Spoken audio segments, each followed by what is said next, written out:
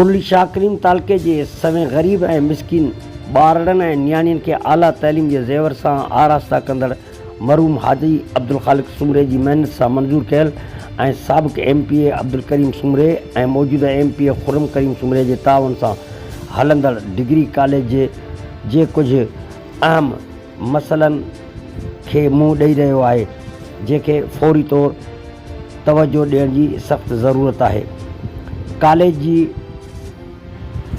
College जूं सीढ़ियूं ज़बून थी चुकियूं आहिनि, जेकी कंहिं बि वक़्तु किरी सघनि थियूं, जंहिं सबबु को बि वॾो जानी नुक़सान बि थी सघे थो। कॉलेज में नियाणियुनि जे बीहण वारी जाइ जे भरिसां छित जी ज़बून ऐं ख़तरनाक कंडीशन आहे। ख़राब है जंहिं करे चापड़ कंदा आहिनि ऐं अॻिमां बि हिकु नंढड़ी खे वीचारी खे जेको सो मुख़्तसिर मामूली धकु लॻी वियो। पर कॉलेज में हिकु बहितरीनु लाइब्रेरी बि क़ाइमु आहे, जंहिंमें किताबनि लाइ MPA खुर्रम करीम सुमरे 1 लख रुपयनि जा किताब अतीअ तौरु डोनेट कया आहिनि। सभ खां पहिरीं तव्हांजो शुक्रगुज़ार थिए तव्हां पंहिंजो क़ीमती वक़्तु करे हिते आया आहियो कॉलेज में। त लाइब्रेरी जेको कॉलेज में पहिरीं न हुई, हींअर असां साईं प्रिंसिपल निसार अहमद राजपूत जे दौर में हिकु रूम खे पंहिंजो जेको सो रिपेयर कराए ठाहियोसीं। पोइ हिन मंझि किताबनि जे लाइ असांखे MPA खुर्रम करीम सुमरो साहिबु जेको 1 लख रुपया ॾिनई 2 दिसंबर ते। वो किताब असां वरितासीं। फर्नीचर में जेको ही 20 चेयर ऐं कुर्सियूं, इहो हैदराबाद में असांखे हिकिड़ो आहे जेको सो नारे जो, उहो दोस्त जेको सो ॾिनी डोनेट कई। बाक़ी जेको सो टेबल वग़ैरह असां कॉलेज जे तरफ़ां वरितियूं आहिनि। पर असांखे किताबनि जी वॾी खोट ऐं लाइट जो बराबरि असां सिस्टम न आहे।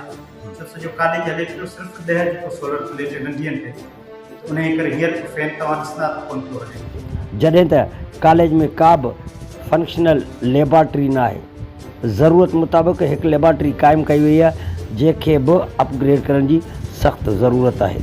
साईं असां वटि हीअ लेबॉर्ट्री कॉलेज में को फंक्शन न आहे, छो त कमु जीअं अधूरो रहियो उन मंझि ईअं ई हेॾे ॿारनि खे असां प्रैक्टिकल वग़ैरह कराईंदा आहियूं, जेको मुख़्तसिर जेको हूंदा आहिनि। अच्छा, हिन कंडीशन में बाक़ी हींअर वरी ॿी बराबरि में तव्हांखे ॾेखारियां थो लेबॉर्ट्री, जेके असां रिसेंटली प्रिंसिपल जे तावन सां जेको असां उनखे ठाही आहे ऐं उन में माशाल्लाह कुझु जेको सो दरदरियूं बि लॻारायूं आहिनि ऐं मेंटेन कयो आहे, कलर करायो अथई।